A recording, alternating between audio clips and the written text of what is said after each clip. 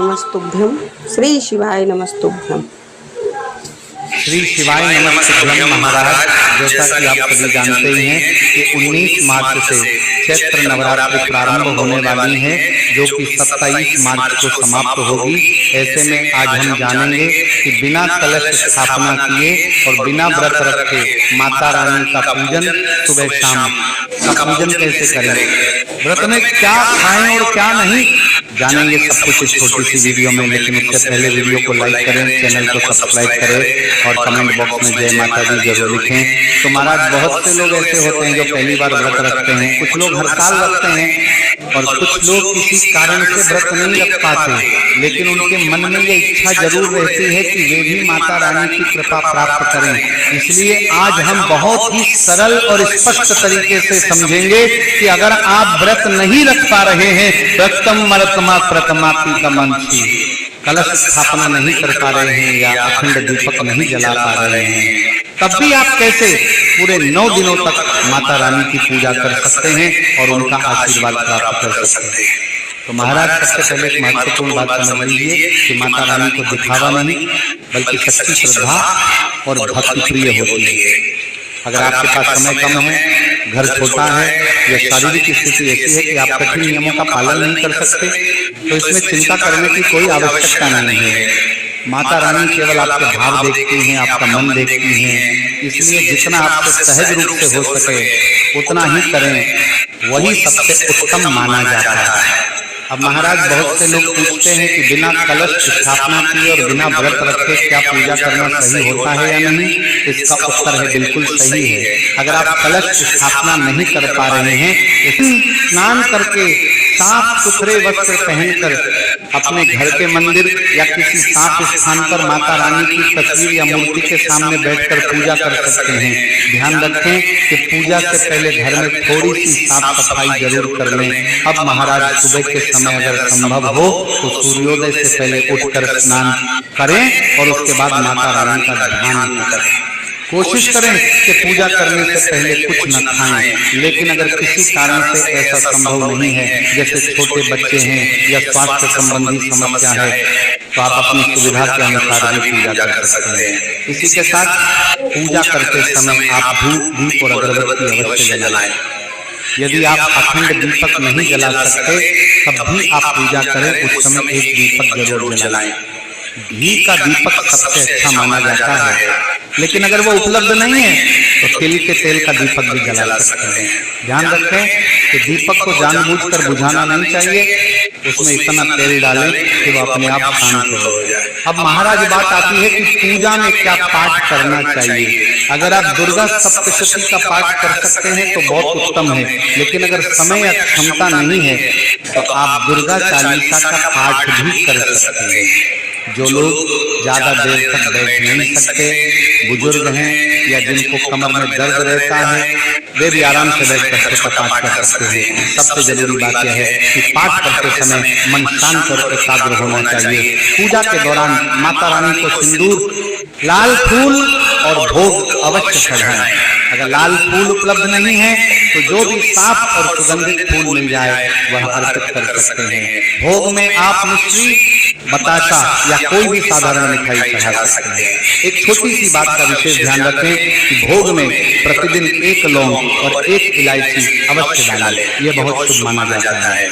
इसी के साथ महाराज, सुबह और शाम दोनों समय आरती करना बहुत अच्छा होता है। आप जय अम्बे गौरी जैसी आरती गा सकते हैं और साथ में कपूर से आरती करें तो और भी उत्तम माना जाता है।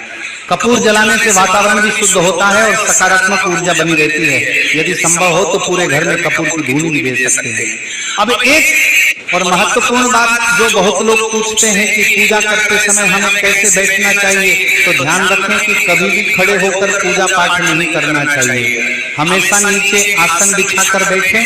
अगर आपके पास नया आसन नहीं है तो कोई साफ पुराना कपड़ा भी उपयोग कर सकते हैं, उसे धोकर साफ करके आसन के रूप में इस्तेमाल करें। जरूरी नहीं कि हर चीज नई ही हो, साफ और पवित्र होना ज्यादा महत्वपूर्ण है। अब महाराज, आगे बढ़ते हैं और समझते हैं कि जो लोग व्रत रखते हैं या नहीं रखते, उन्हें खाने पीने में क्या ध्यान रखना चाहिए। सबसे पहले ये समझ लें कि व्रत रखने का तरीका हर व्यक्ति के अनुसार अलग अलग हो सकता है। कुछ लोग पूरे दिन उपवास रखते हैं और शाम को भोजन करते हैं, कुछ लोग केवल फलाहार लेते हैं, कुछ लोग दिन में 1 या 2 बार हल्का भोजन करते हैं। इसलिए आपको अपनी शारीरिक क्षमता के अनुसार ही व्रत रखना चाहिए। अगर आप व्रत रख रहे हैं तो सेंधा नमक का सेवन कर सकते हैं, मसालों में जीरा, काली मिर्च और हरी मिर्च का उपयोग कर सकते हैं। आप आलू, शकरकंद, मूंगफली, साबूदाना और विभिन्न फल खा सकते हैं। दूध, दही और सूखे मेवे भी व्रत में लिए जा सकते हैं, लेकिन लहसुन, प्याज और सामान्य नमक का उपयोग नहीं करना चाहिए। अब बात आती है साबूदाने की, जो कि बहुत लोगों के मन में सवाल पैदा करता है। बहुत से लोग व्रत में साबूदाने की खिचड़ी या खीर बनाकर खाते हैं। इसे सामान्य रूप से व्रत में स्वीकार किया जाता है, लेकिन ध्यान रखें कि यह एक प्रोसेस से बनकर आता है, इसलिए इसका सेवन सीमित मात्रा में ही करना चाहिए। अगर आप चाहें तो फल और अन्य प्राकृतिक चीजों को अधिक प्राथमिकता दे सकते हैं। अब महाराज, सबसे महत्वपूर्ण प्रश्न कि व्रत में हमें कितनी बार खाना चाहिए, इसका कोई निश्चित नियम नहीं है। कुछ लोग 1 बार खाते हैं, कुछ 2 बार, कुछ लोग फलाहार के रूप में थोड़ी थोड़ी मात्रा में कई बार लेते हैं। लेकिन ध्यान रखें कि व्रत का मतलब केवल खाना नहीं होता, बल्कि संयम रखना होता है। इसलिए बार बार खाने से बचें और जितनी जरूरत हो उतना ही खाएं। इसके साथ ही पानी भरपूर मात्रा में पीना बहुत जरूरी है। नारियल पानी भी पी सकते हैं, ये शरीर को ठंडक देता है और ऊर्जा भी बनाए रखता है। लेकिन कुछ घरों में नियम होता है कि नारियल पहले माता को चढ़ाया जाता है, उसके बाद ही खाया जाता है। तो आप अपने घर के नियम के अनुसार चलें। इस प्रकार आप चाहे व्रत रखें या न रखें, कलश स्थापना करें या न करें, अगर आप सच्चे मन से माता रानी की पूजा करते हैं तो उनकी कृपा आपको अवश्य प्राप्त होगी। सबसे जरूरी है आपका भाव, आपकी श्रद्धा और आपका विश्वास। माता रानी हमेशा अपने भक्तों की मनोकामना पूर्ण करती हैं, बस हमें सच्चे दिल से उनका स्मरण करना चाहिए। इसी के साथ महाराज, कुछ लोग दूसरों को देखकर बहुत कठिन व्रत शुरू कर देते हैं, लेकिन बाद में शरीर साथ नहीं देता और उन्हें परेशानी होने लगती है। इसलिए सबसे पहली बात हमेशा ये ध्यान रखें कि व्रत कभी भी अपनी क्षमता से अधिक नहीं रखना चाहिए। भक्ति में मजबूरी नहीं होनी चाहिए, बल्कि सहजता होनी चाहिए। अब महाराज, हम ये समझते हैं कि व्रत रखने के अलग अलग तरीके क्या होते हैं। कुछ लोग ऐसे होते हैं जो पूरे दिन बिना कुछ खाए पिए रहते हैं और केवल शाम को भोजन करते हैं। कुछ लोग फलाहार करते हैं, कुछ लोग फलाहार करते हैं जिसमें वे फल, दूध, दही और हल्के आहार लेते हैं।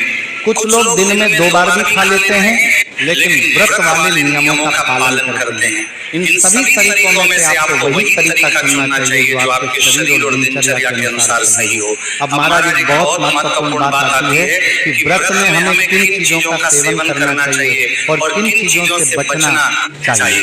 सबसे पहले तो यह समझ लीजिए कि व्रत का भोजन सात्विक होना चाहिए। इसमें लहसुन और प्याज का बिल्कुल भी प्रयोग नहीं करना चाहिए। सामान्य नमक की जगह केवल सेंधा नमक का उपयोग करना चाहिए। ये व्रत में शुद्ध और स्वीकार्य माना जाता है। इसी के साथ महाराज, आप व्रत में आलू, शकरकंद, कद्दू जैसी चीजों का सेवन कर सकते हैं। इसके अलावा फल जैसे केला, सेब, अनार, पपीता आदि भी खा सकते हैं। सूखे मेवे जैसे बादाम, काजू, किशमिश भी शरीर को ऊर्जा देते हैं, इसलिए इन्हें भी लिया जा सकता है। दूध और दही भी व्रत में बहुत उपयोगी होते हैं, क्योंकि ये शरीर को ताकत देते हैं और कमजोरी नहीं आने देते हैं। अब महाराज, कुछ लोग ये भी पूछते हैं कि क्या हम व्रत में मसालों का उपयोग कर सकते हैं। तो आपको बता दूं कि व्रत में बहुत सीमित मसालों का ही उपयोग करना चाहिए। जैसे आप जीरा, काली मिर्च और हरी मिर्च का उपयोग कर सकते हैं। कुछ लोग सौंफ का भी प्रयोग करते हैं, लेकिन गरम मसाला, हल्दी, धनिया पाउडर जैसे सामान्य मसालों का उपयोग व्रत में नहीं करना चाहिए। अब महाराज, तेल की बात करें तो सरसों के तेल से बचना चाहिए। व्रत में घी या मूंगफली के तेल का उपयोग करना अधिक उचित माना जाता है। इससे भोजन भी हल्का रहता है और शरीर पर भी अच्छा प्रभाव पड़ता है। अब महाराज, एक और महत्वपूर्ण प्रश्न है कि व्रत में टमाटर खाना चाहिए या नहीं। तो ये अलग अलग परंपराओं पर निर्भर करता है। कुछ लोग टमाटर को फल मानकर खाते हैं, जबकि कुछ लोग इसे व्रत में नहीं लेते हैं। इसलिए आप अपने घर के नियम और परंपरा के अनुसार ही इसका निर्णय लें। अब हम एक और महत्वपूर्ण विषय पर बात करते हैं कि अगर कोई व्यक्ति व्रत नहीं रख रहा है तो क्या वह सामान्य भोजन कर सकता है।